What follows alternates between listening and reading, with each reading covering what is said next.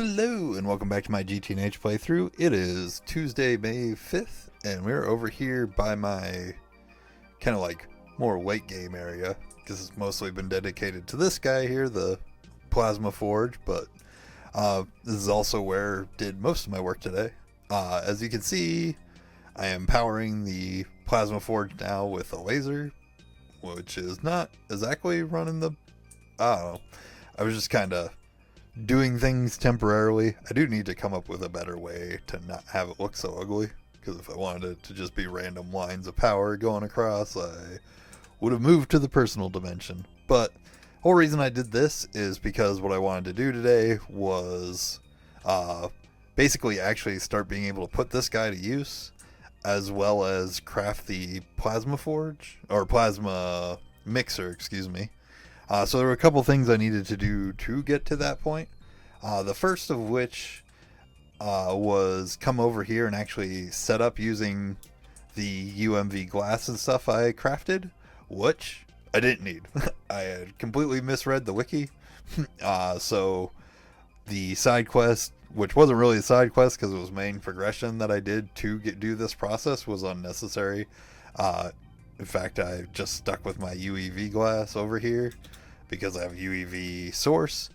What I had misread was when I read the wiki, I just kind of read it and I read what I wanted to see, so to speak, where I was like, oh, once I have UMV glass, that unlocks a ability to use laser hatches. I'd misread it, though, and it was... UEV sources allow you to use a single multi-amp hatch instead of multiple single amps. So instead what I did was I bumped these guys all up to 64 amps UEV to start doing the recipes, which is a decent amount faster. I mean, this guy we're getting 2K every 300 seconds. Quite a bit faster than before. I actually think it can do faster than this. I'm pretty sure it's just... outpacing the catalyst at the moment because I only have one of these running right now. I might bump up a second one for a bit, but we'll see. I decided it took me so long messing around with other stuff, I actually built up all the catalysts I needed for the plasma mixer, that this build kind of came already like what am the word I'm looking for, outdated. But as you see, I didn't really finish it anyway, so a bunch of random resources. But there were a couple of things in particular that were going slow. So I did also move the laser over into this area, specifically over to this guy, specifically to make quantum, or molten quantum, just because that's an incredibly slow recipe. But now we're running it at 256 amps UEV, so it's substantially faster, and I haven't had to wait on that yet. And then, like I said, I ran power over here. The reason I needed the power specifically, like the specific recipe that needed it, was hypogen. I wanted to focus on hypogen before I did anything else, kind of in the meantime while I was crafting stuff, because when you're making the plasma forge, or plasma mixer, I keep wanting to say forge, plasma mixer, these 262,000 amp laser hatches require quite a bit of EU, or infinity, and this was a very slow recipe. It needed like just tons and tons of cosmic neutronium. But I was going to get to that once I knew I was covered for catalyst to upgrade that recipe. But first I needed hypogen, because while I've bumped everything up to Nequata 5 fuel, it was ticking downwards, which I don't like. I want it to be going slowly. I don't need to be going up really fast, but I want it to be net gaining.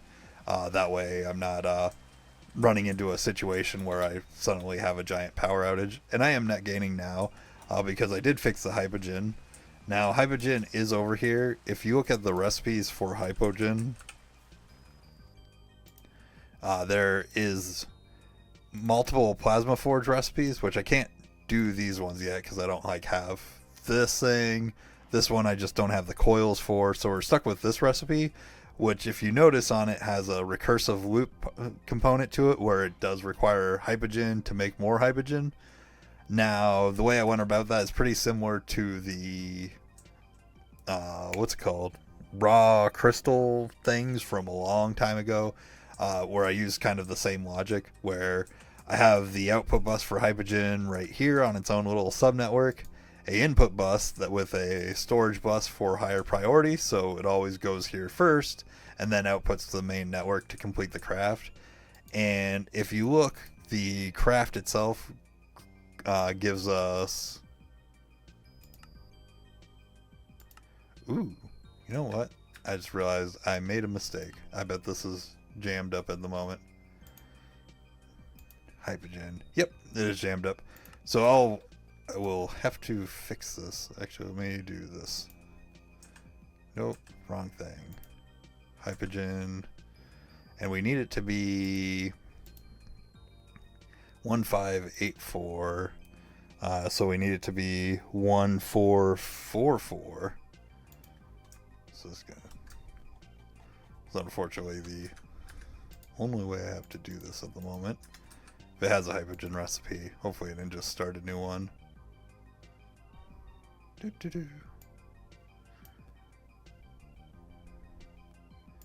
Here we go. We're just going to cancel that for the moment. Just to let me come over here and fix this. We need it to be 1540, right? 1440.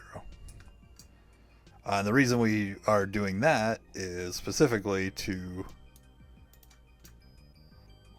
basically have it assume it's going to lose that initial input every time when it's calling for the craft, because it's going to go there first before it goes to the main network.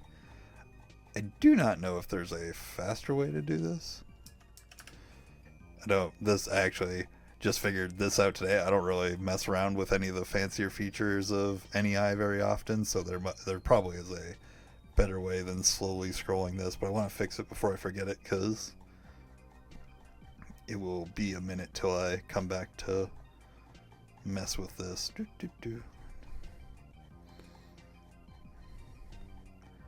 But we need this fixed because this is one of the ingredients for the Nequata 4 recipe we use that then goes into the Nequata 5. Like, we don't use the Nequata 4 anywhere. We just basically skipped right over it.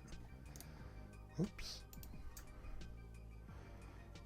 Luckily, this doesn't, me clicking off it doesn't, like, reset the progress.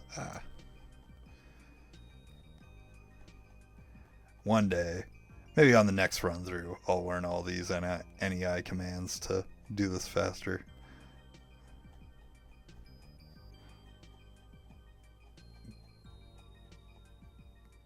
Alright, there we go. Boom. Okay, and so now we can put this in here, clear this out, and go make 144. Boom. And the whole reason I do it that way, if you're curious, is if I were to, like, do it like this, it doesn't let you right click to click down. Oh, it doesn't let you do that. Oh, okay. I'm silly. I could have just held control right here and done it. Didn't even think of trying it that way. Alright, so that's fixed. But yeah, so that gave me hypogen. The next thing I did was I also moved, not this guy, that'll be for infinity. I moved the cosmic neutronium back over here for molten, because now that I have these guys over here, cosmic neutronium comb only uses crude. So I don't have it passively processing the comb, but I do have it coming through and using the forge for it, just because the recipe is substantially faster. For example, so spoilers, I did make the plasma mixer, and the reason I am able to make the video this much earlier is because I swapped the recipe out halfway through crafting that and then just restarted the craft, because it went from looking at like 2 hours left to crafting to a few minutes. Like, it was a substantial upgrade. Just before, without the these laser engravers being at a much higher tier, it was the crude catalyst could not keep up with it. So yeah, and then once I finally got all that done, basically all that was in service of crafting this guy. Now, the reason he's over here in the middle of nowhere doing nothing is because I did not actually look at the wiki before I crafted this thing. I just assumed it would be like any other multi-block and maybe some weird functionality I can look at later, but I didn't. Just from the way I described it, I wasn't expecting anything funky here. The thing I didn't notice is there's no energy hatch. And the whole reason for that is because this guy is 100% only able to be powered by wireless power, which I don't have yet. So we can't actually use this thing. So it's just more a victory of, yay, I crafted it. And kind of leads into tomorrow, I'm going to have to look into wireless energy because just from like common sense, I think I have an idea, but I'm going to read up on it tonight a little bit just and see what's all involved because I have no idea. I've never messed around with it. That I've never gotten even the furthest I've gone before this playthrough was HV. So, everything's new, generally speaking, as it pops up. So, yeah, I'm going to look into that. But I am excited I got this guy crafted, and things are starting to speed up and move along. I think the only really other things of note, because I didn't do too much little stuff, was I did craft multiple UIV energy hatches and all that stuff to upgrade the fluid shaper, made the ability to craft UMV glass, which I mentioned, and then set up the random UIV power network as well, so I can call for UIV power anywhere. But yeah, that was about it. Thank you for watching, and I will maybe see you tomorrow. It shouldn't be like last week where I just disappear for the rest of the week, but I'm not sure if I'll have anything tomorrow. But I will be back. Have a good night.